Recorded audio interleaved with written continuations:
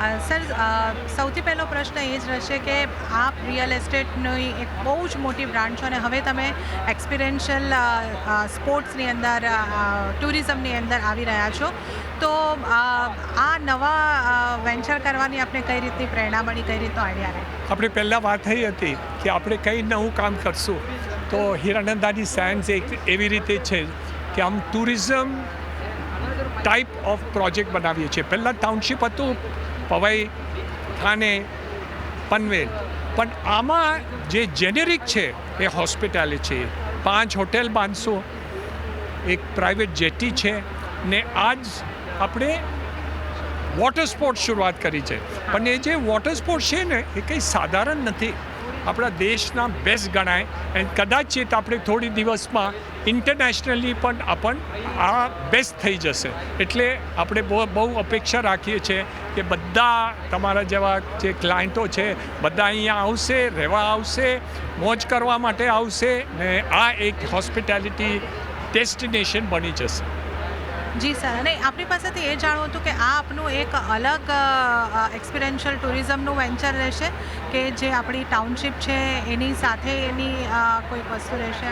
સો આપણે આ hospitality township ગણતરી કરી શકાય, જેમાં બધા જે મોજૂદ છે એને કોન્સિયર્જ સર્વિસીસ મળશે, ટુરિઝમ મળશે, વોટર સ્પોર્ટ્સ મળશે, જેટી મળશે, ટ્રાવેલ જે ગેટવે સુધી કરવું હોય તો એ આપણા જેટીમાંથી ડાયરેક્ટલી તમે જેટી ગેટવેમાં જઈ શકશો. આ બધું કોઈ પણ બીજા પ્રોજેક્ટમાં આજના તારીખમાં નથી.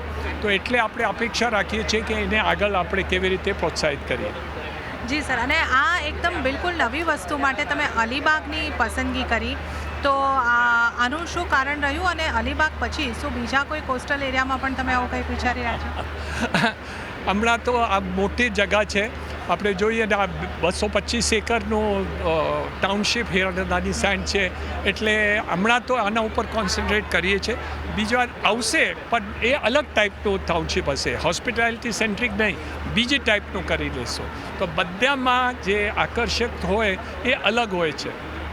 જી, અને સર આ જે વસ્તુ છે એક્સપિરિયન્શિયલ ટુરિઝમ, આ વોટર સ્પોર્ટ્સ તમે લાવી રહ્યા છો, આ રીતની વસ્તુ રિયલ એસ્ટેટ માટે ગેમ ચેન્જર બની શકે. આખા પેન ઇન્ડિયામાં તમે આ રીતને એક આપ વિઝનરી છો રિયલ એસ્ટેટના, તો એ દ્રષ્ટિકોણથી પૂછ્યું. અમે બધી જગ્યા અલગ અલગ કરીએ છીએ.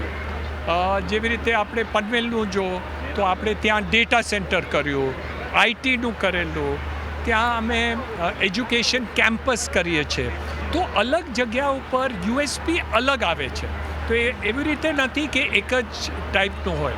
એ ફોર્ચ્યુન સિટીમાં અલગ થશે, હીરાનંદાની સાયન્સમાં હોસ્પિટાલિટી સેન્ટ્રિક હોય, ટુરિઝમ સેન્ટ્રિક હોય, એન્ડ સેકન્ડ હોમ્સ પણ હોય. પણ માણસો બધા મને જે આવ્યા છે ને એ કહે છે કે ફર્સ્ટ હોમ અહીંયા રાખશું એન્ડ અમે સેકન્ડ હોમ મુંબઈમાં રાખીએ. અને આ આપનું ઓન વેન્ચર રહેશે, જોઈન્ટ વેન્ચર રહેશે, કઈ રીતે? અમારું હીરાનંદાની સાયન્સ તો અમારું પોતાનું છે, હીરાનંદાની છે 100%. બટ જે વોટર સ્પોર્ટ છે એ આપણે એન્ટાર્કટિકા સાથે શરીક થઈને કોલેબોરેટિવ કરીએ છીએ. જી સર, થેન્ક યુ સર અમારી સાથે જોડાવા બદલ.